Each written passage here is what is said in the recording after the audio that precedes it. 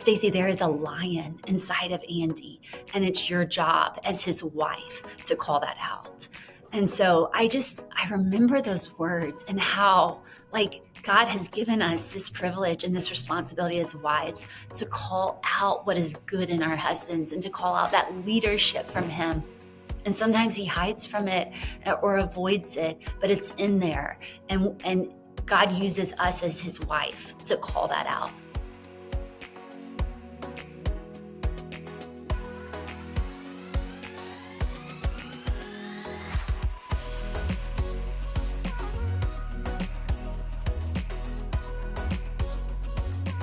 Hey moms, welcome back to the Gather Moms podcast. We're so glad that you're with us today, and we are so excited to tell you that we have a new friend of mine, Stacie Wood, joining us here today.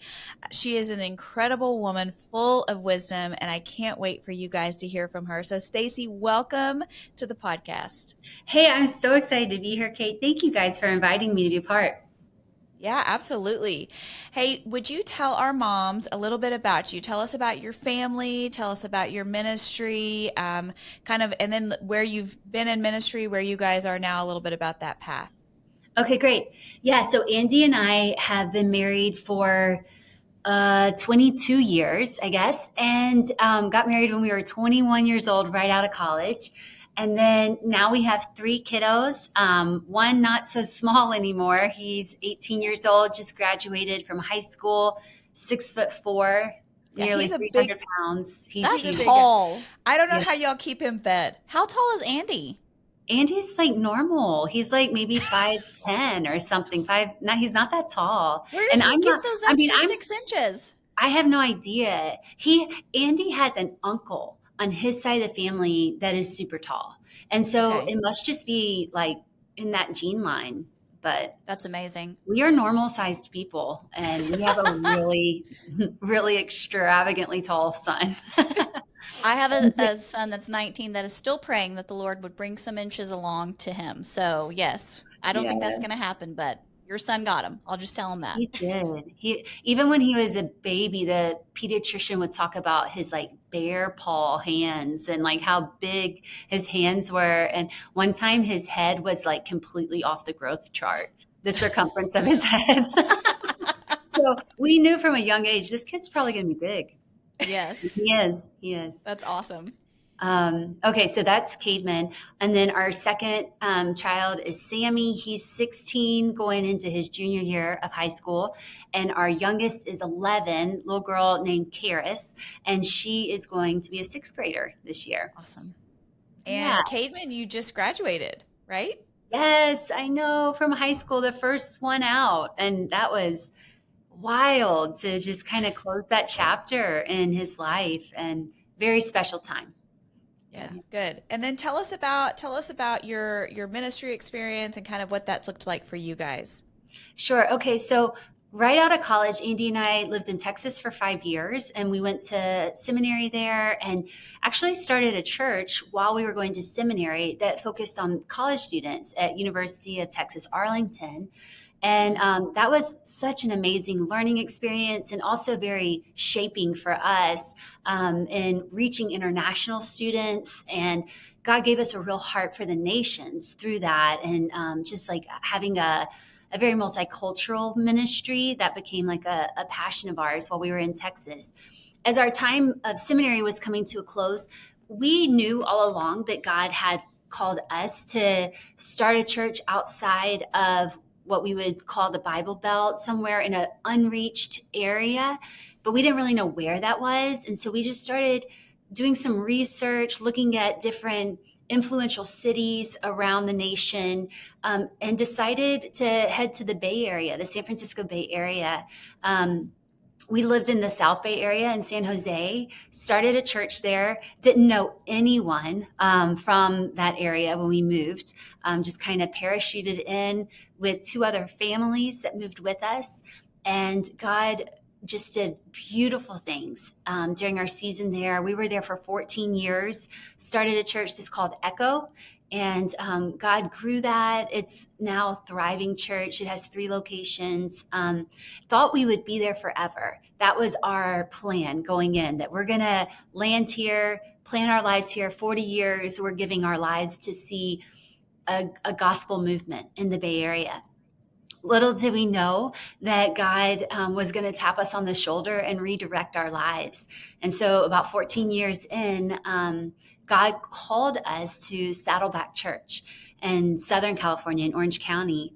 And so, Pastor Rick Warren and Kay were passing the baton to the next generation of leadership. And we were not even personally connected with Pastor Rick and Kay. It's quite an amazing story of how God brought us here. You can really see his hand in it. We didn't see it coming at all, but it has been just an amazing ride. We've been here right at 3 years now, and it's been so cool to see what God is doing, and just believing that, Saddleback has been this legacy church that has had a global influence and really impacted the world. And we're just believing that God's not done with this ministry, that there's a whole new generation that he's raising up. We call it the Joshua generation, that there was a generation that was led by this, iconic leader, Moses. And then God raised up Joshua to follow Moses. And so we're the Joshua generation that's like going to take Love more of the that. promised land. And so, yeah, that's where we've been the last 3 years. Would you mind if I asked you? I'm curious just hearing you talk about, and I love you guys' story. I can't imagine moving from Texas to moving to the Bay Area and wanting to start a church, and church looking probably very different than how you do church in Texas, in some ways, with just different value systems, different way of life, things like that.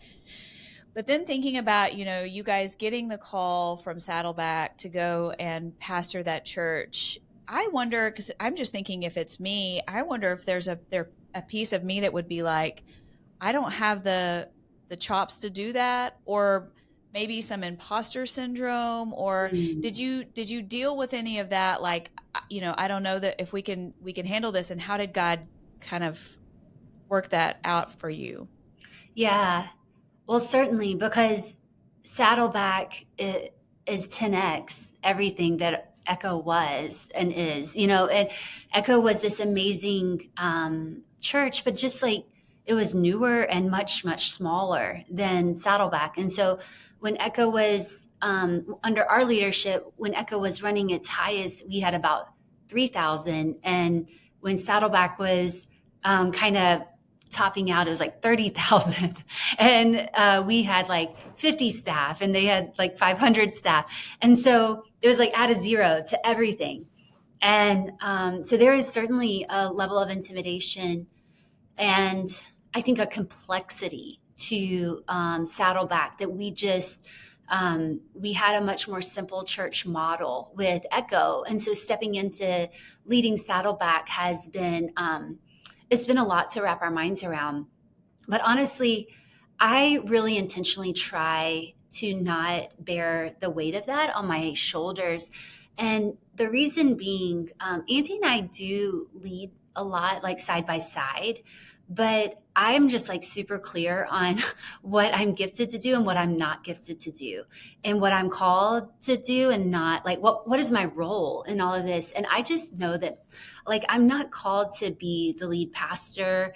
And I don't even really have a spiritual gift of leadership or like strategy and all of those things, but Andy does. Andy's incredibly, he has one of the best leadership minds of anyone I've met in our generation.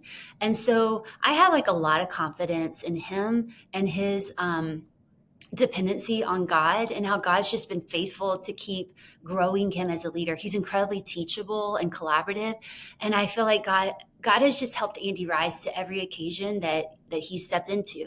And so if I were to think like the responsibility of leading Saddleback into the future is like on me, I would be crushed underneath that weight.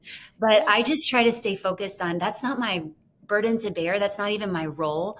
And so I'm going to like purposefully not carry that and just show up every day and be who God's called me to be, and just try to be faithful.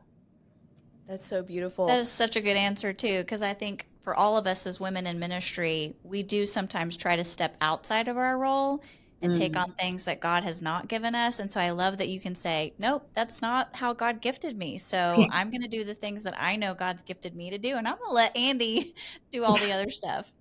I pray for him a lot because I don't know how he does it, and like how in the world do you bear this level of leadership and show up every weekend with rich content and teach and lead staff meetings. And I like the load that he carries is unfathomable to me. But at the same time, I know that God gives you the grace and he equips you to do what he calls you to do. And so he's doing great. And I mean, it's been heavy and he's like had to grow a lot. But honestly, I just feel a lot of confidence that Andy is the man that God's called for this moment at this place. That's so good. It is.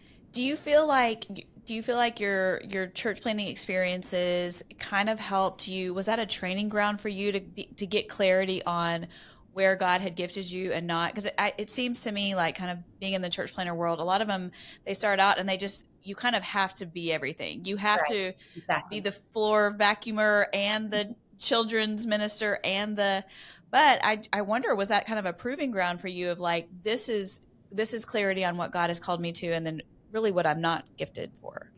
Yeah, absolutely. It's all hands on deck when you're church planting. And so I helped a lot, like launching our children's ministry when we first started. I've done a lot of like discipleship with girls. We host things in our home constantly. And that's actually something that has continued is we still host things in our home all the time. We like that.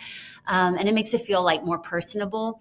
But yeah, also learning things that I'm not super comfortable with. Like one time, we were in between student pastors, and Andy was like, "Oh, Stacie could lead students for a while," and I was like, "Okay." And I got tossed into that, and while it was good for me because it stretched me a lot, I was like a fish out of water when I had like this whole area of ministry that was mine to like lead and to develop leaders and to grow it. And so it was just super stressful for me because I was leading outside of my strengths. And so I think that, yeah, having all kinds of experience with that, it really does show you, what do you love? What are you just naturally good at? Like there are some things that people do and they just make it look easy. And it would be so hard for me or someone else because they're gifted at that. And I think all of us have that in some capacity. And so it's like trying to figure out, okay, where is that for me? Oh. Yeah, that's really good. So can I ask, where have you found your giftedness? Like, what are the things that you think, okay, these are the things that God has called me to do? Yeah, that's a great question. I would say I don't have a broad range. I'm not like great at everything. I would say I have a real heart for shepherding people. And I love like one on one discipleship type relationships. I love conversations that go deep. I love tracking along with people and their personal lives and growth. So that's one area that I really enjoy. I also really love hospitality and hosting people in our home. I like having people over for dinner. And we host a lot of events and things.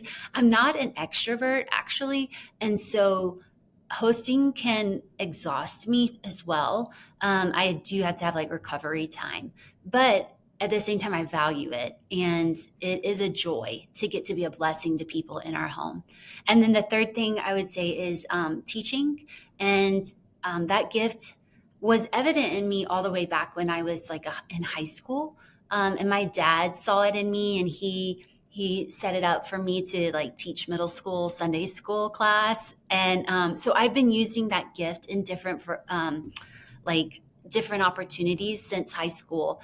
But I think that gift has become more and more pronounced. And now sometimes I use it on the weekends here at Saddleback. I'm a teaching pastor here. And so I get a lot more opportunities to teach now than I ever have before.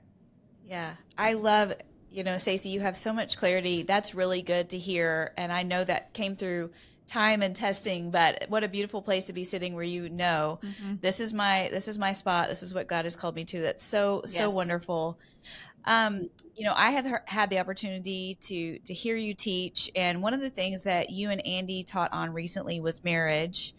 That talk was so good. We need to list that in the show notes. But I wanted to talk to you a little bit more about some of the things that you guys brought up, because one of the things, a common theme we're seeing in our Gather Moms community is marriage struggles. Yeah. Yeah. We're seeing couples having a hard time being on the same page, women feeling unloved or unseen, Mhm. um, struggles with uh, division of labor and Mhm. just Mhm. all kinds of things. And so I don't know if we need to necessarily get into the nitty gritty of those specific things, but I do think it would be good for us just to talk about what are the pitfalls that Mhm. you're seeing wives fall into, because certainly there are issues that husbands can address, but that's not who our audience is, and there's a lot of power in taking ownership of our spot. So what do you feel like are the pitfalls potentially that wives are falling into right now? Yeah, for sure. Man, if that's you and you're listening today or watching, I just want to like come from a really compassionate place to say I understand the pain of a marriage that's not doing well. And there have definitely been seasons in our marriage that have been very painful. And I remember early on, our time in Texas was quite hard for a variety of reasons.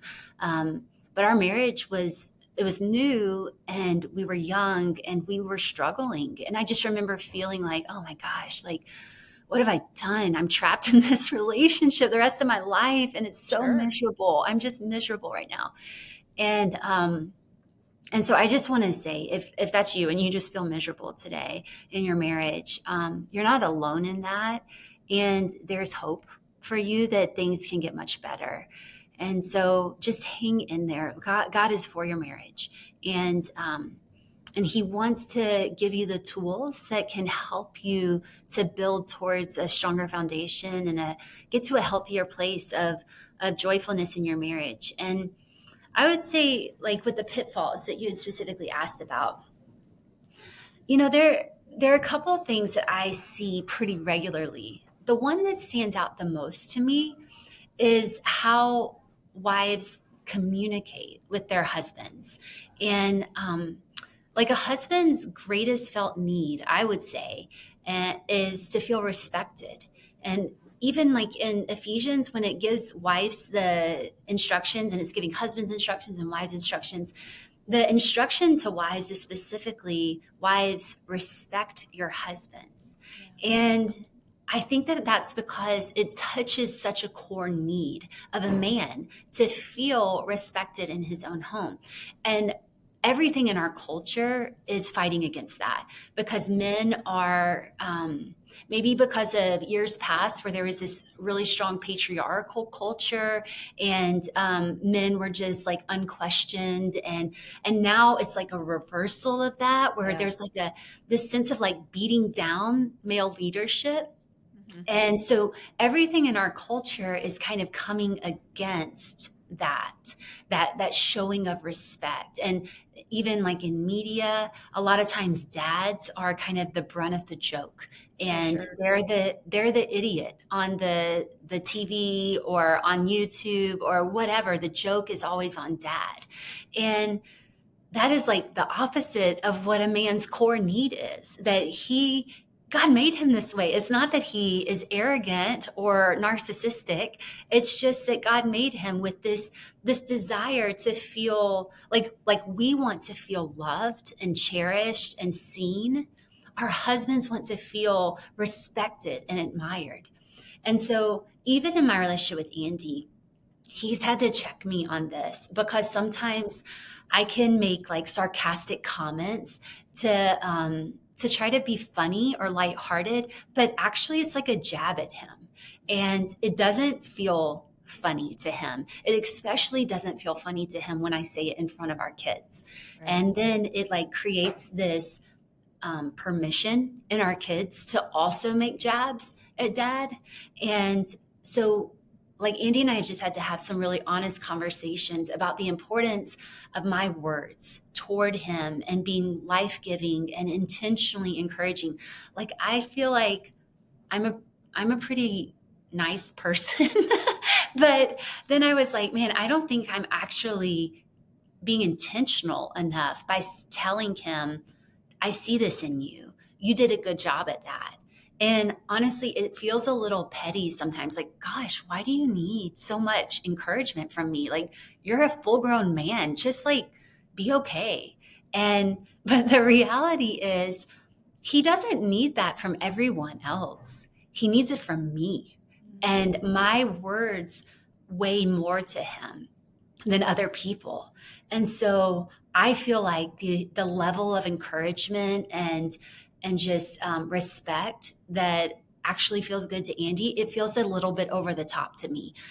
But I have learned that this is like, it's so critical to just him thriving.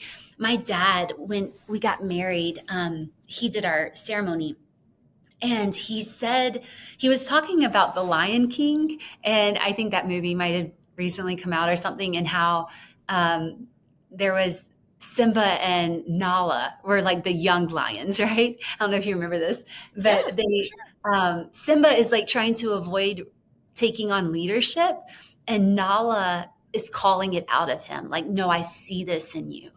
And my dad said in our wedding ceremony, I don't remember everything he said, but I just remember this because it hit my heart so like directly. He just said, Stacie, there is a lion inside of Andy, and it's your job as his wife to call that out. And so I remember those words and how like God has given us this privilege and this responsibility as wives to call out what is good in our husbands and to call out that leadership from him. And sometimes he hides from it or avoids it, but it's in there. And God uses us as his wife to call that out. That's beautiful. Yes. My goodness. And I think, sometimes I think as women, we try so hard to do that outside of our home because we're trying to almost impress people or like please people. And I think we forget that our most important job is inside the home with our husbands. That has been impactful for me right now. Like, I want to go home and encourage my husband and call that Mhm. lion out of him because I do. I think, I wonder how beat down they feel sometimes when Yeah. they come home from work or a hard day, and if I just jump into all the things that went wrong instead of stopping for a minute to say, thank you so much for working hard for our family today and calling Yeah. that out, that is such a good word for our moms today. Thank you. I agree. Yeah, I agree. absolutely. It's so easy just to like jump to the to-do list or, this needs attention list. But yeah, we have to be intentional because if we're not intentional about it, I mean, there are some people that are just like naturally super encouraging all the time, but that's not most of us, right? And so we have to like have it at the front of our mind. Like there's a competency level that we have to be conscious to have, of like, I will encourage my husband today. I will encourage my kids today. It doesn't just happen on accident. Yeah, That's that's good. good. I'm with you. I think it's typically easier for me to like do it in public or even do it with my kids when he's not around. There Mm, is some weird tension of face to face that mhm, I'm not as good at, but that was mhm. an encouraging and a challenging word for me just to make sure that I'm continually doing that. I Yeah. do wonder, Stacie, in a season, like let's say we have a mom listening and she's in a season where her husband is maybe like she doesn't see the lion and he's struggling. So he may be out of a job or he's just in a low or sad season Mhm. or just not she sees he's not living up to his full potential. We know that what we don't want to do is nag him. Right. So the the It's positive side. completely ineffective. As much as we think it's going to help, it doesn't. But isn't it our go-to? And it's usually Yes. some passive aggressive like, "Hey, don't you think it would be good if you went for a walk today?" "Oh, Yes. don't you? I think the gym, nobody's at the gym. What doesn't that sound good?" No, it does not sound good. No, it's some passive aggressive. So for a woman who is potentially in a stage like that with her spouse and she wants to help call that out in him, what are some ways she can genuinely do that feels true and helpful and is not manipulative, that Mhm. can spur him on even when he isn't necessarily living in that space. Yeah, I that is a really challenging place to be in, and um, I see it more and more in women who seem to be like going for it with their life, and then their husbands taking a bit more of a passive approach, and that can be really frustrating. And I think it also kind of goes back to like Genesis 3, where it talks about the fall of mankind, like with sin, and then the curse that God pronounced over mankind. One of the things that he says to women is that your desire will be for your husband. And I think that this is kind of like connected because, like, women, if their husband's not leading them well, then they will just step into that leadership role Mm-hmm. and they'll kind of take over. But then what that does is it doesn't leave any space for their husband to step in. Like sometimes there has to feel like a vacancy for someone to be like, oh, yeah, there's a need here. I need to step up. And we don't, as women, we're like, I'll cover it. I'm capable enough. And I'm not just going to let the balls drop. And Yeah. so I think it's tricky to figure out how to make space for your husband to step into that. But I do think that it's something to be mindful of, that you're not just stepping into every role that actually God would want him to play in your family.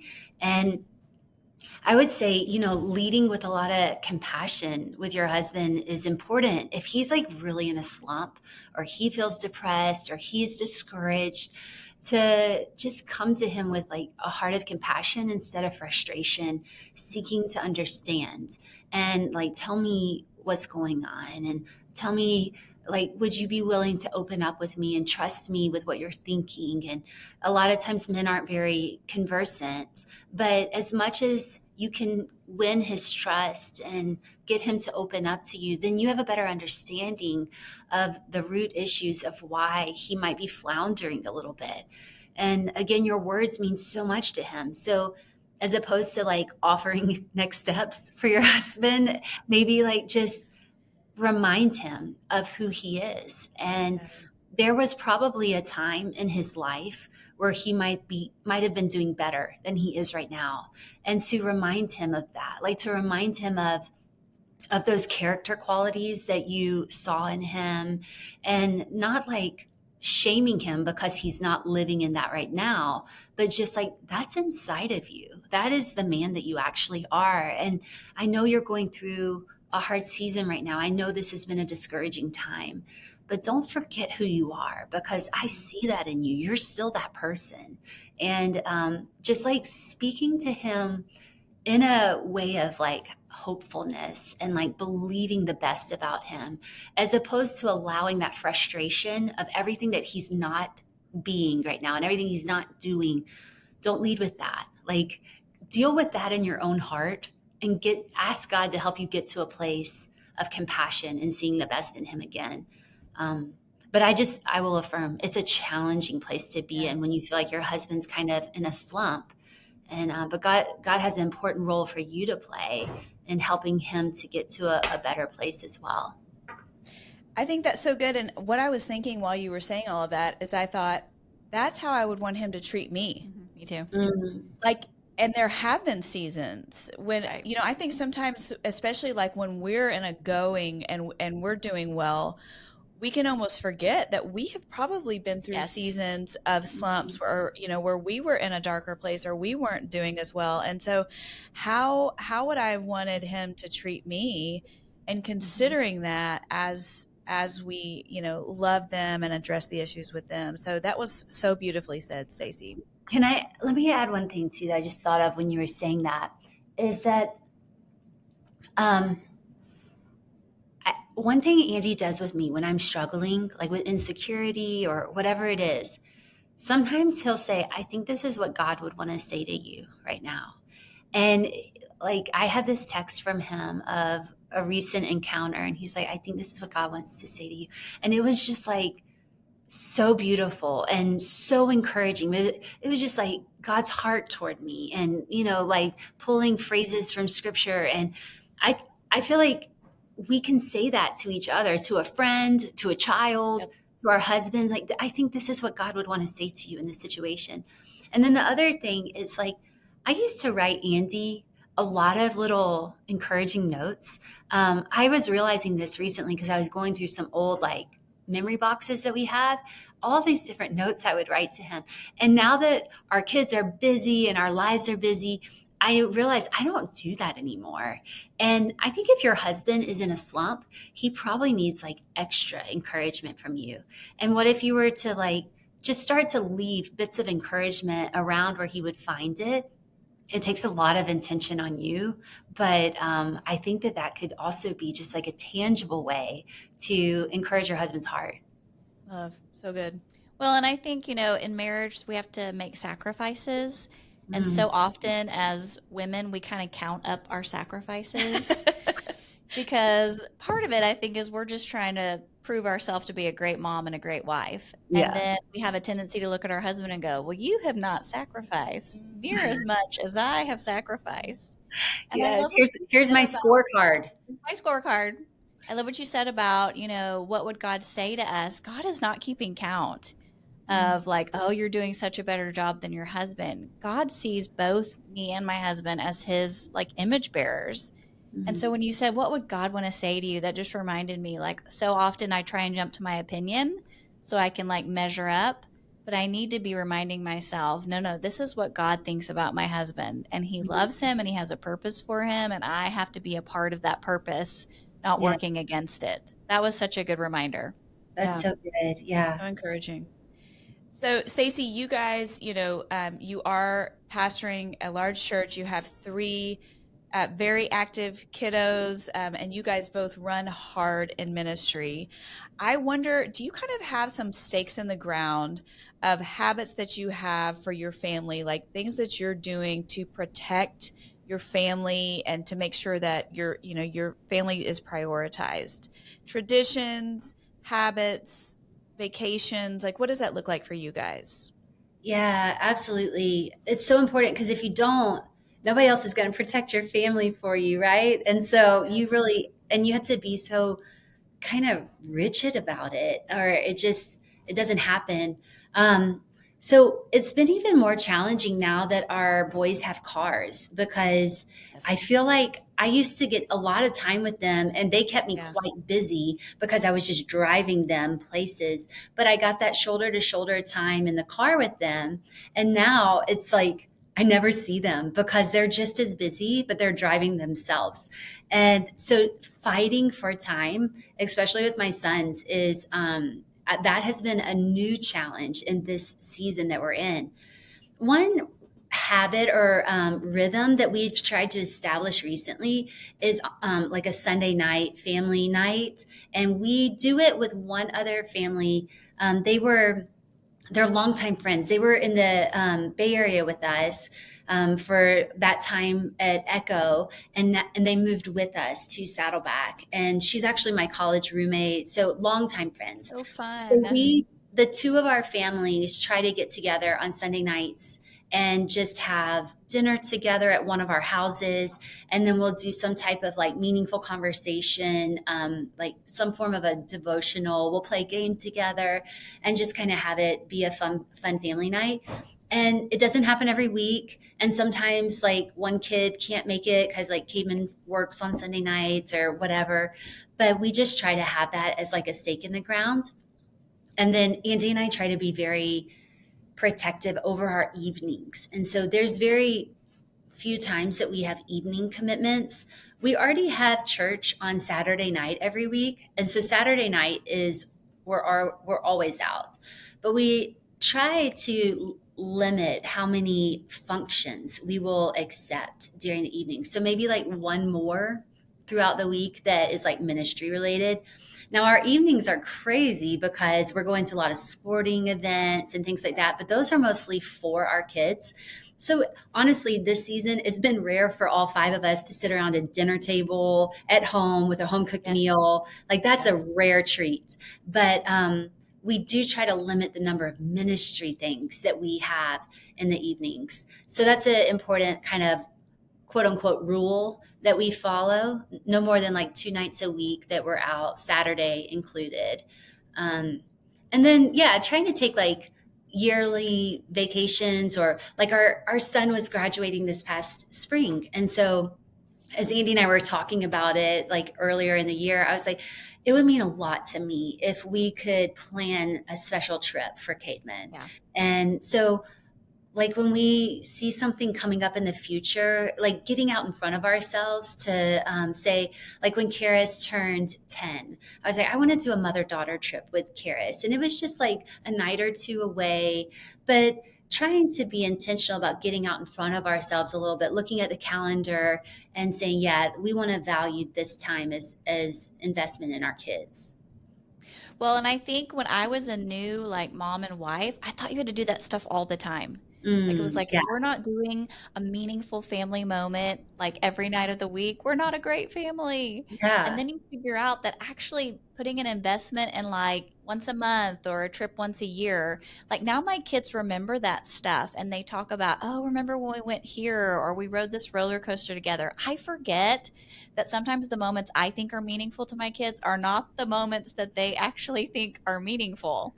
So I Yes. love that you're like, you know what? It doesn't have to be like all the time, but once a week or once a month or a Mhm. special trip with a kid. I think that's way more doable, especially for those of us that are Yeah. busy. Absolutely. I think that's such a good point because I put that burden on myself too, and I carry that mom guilt of like I'm not doing enough.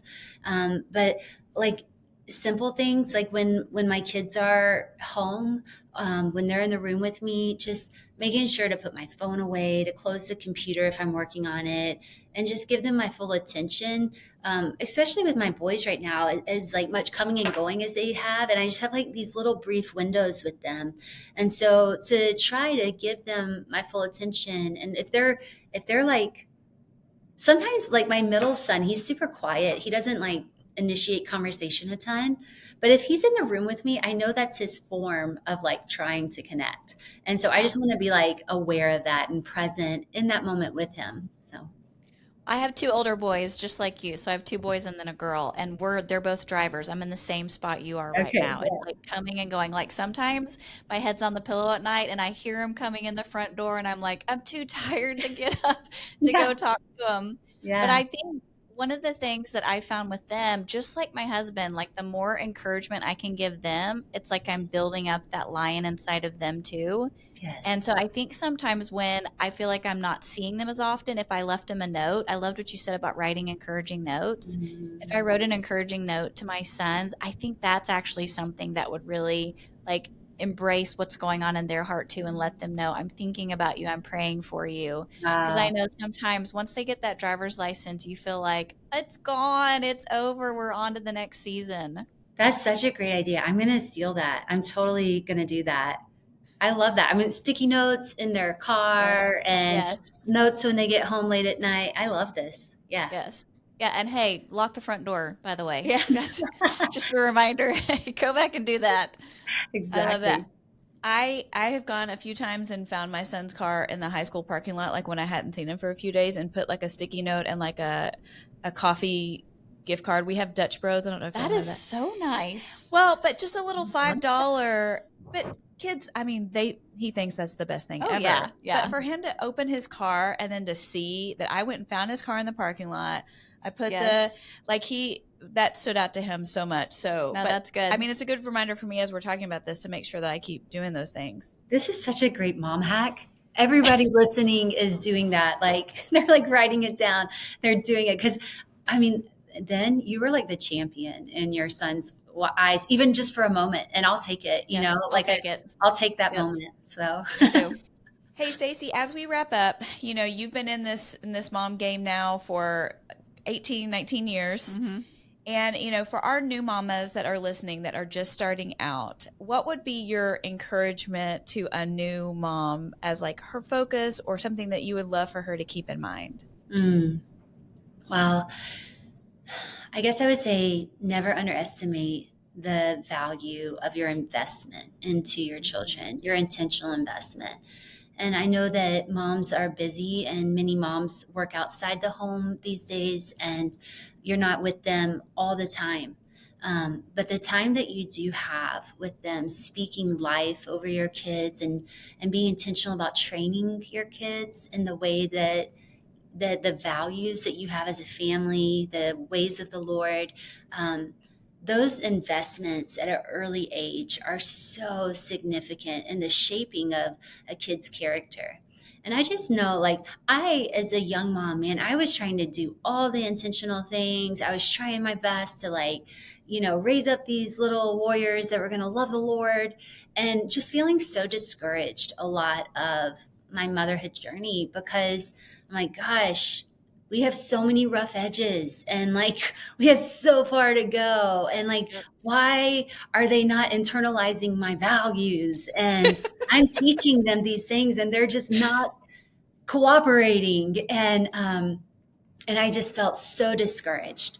But just an encouragement that your long obedience in the same direction, That's good. and your perseverance as a mom, it will reap a harvest. And so you're not going to raise a kid in 6 weeks. You're not going to ruin a kid in 6 weeks. Yes, And that's if you good. go through a rough patch with them, you just keep persevering through it, trying to allow the Spirit of God to form Christ in you and to become the best version of yourself, the most redemptive version of yourself that God has created you to be as a woman.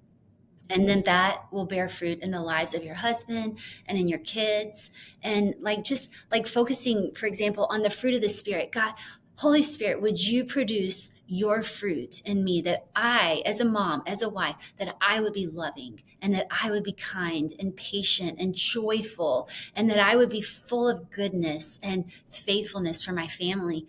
When the Holy Spirit produces that in you, then all of your interactions with your family members are affected by that. And so it takes a lifetime. It takes more than 18 years to raise a kid.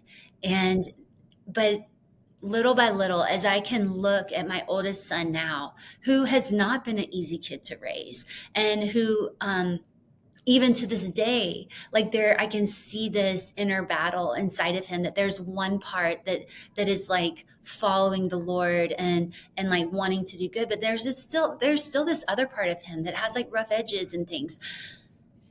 It's both all the time Yeah. as Yeah. mom. For us too, right? Yep, for Yeah. us too. And don't lose heart in that. Don't grow weary in doing good.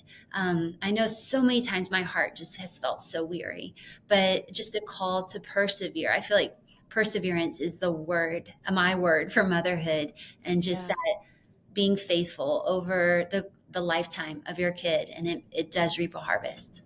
That's Yes. beautiful. Yeah, I think the success is long obedience in the same direction. That's my takeaway too. That was good. Yeah, it's a Yeah. beautiful thing. Thank you for being a long time obedient in the Yes. same direction so that we Yes. could come behind you and learn from your wisdom.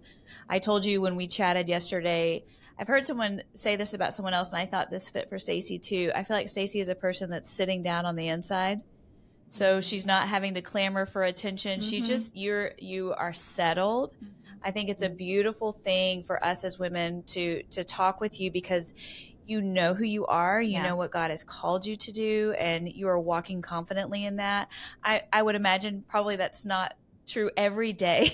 And I thank you for your transparency for that. But just thank you. Thank you Yes. for taking the time to share your wisdom and your heart. I know Rebecca and I are blessed. We're blessed. Yes. And I know our moms are going to be so blessed by this conversation. Well, I just honor you guys and your courage to even host this podcast. I know as moms, man, I've lived my whole journey of motherhood feeling like, what in the world do I have to offer another mom? And so we all live with that guilt that we're not doing enough, and that insecurity that we're not enough as a mom. And so I just honor both of you for your courage to step out and create this community of moms to encourage one another and to say, hey, we're in this together, and God is for us. He's for our families. So thank you so much, Rebecca and Kate, for having me. It's been such a joy to get to be here with you. So Yes, kind. Thank you. Thanks, Stacie. All right, moms, we love you. We'll see you next time. Bye, moms.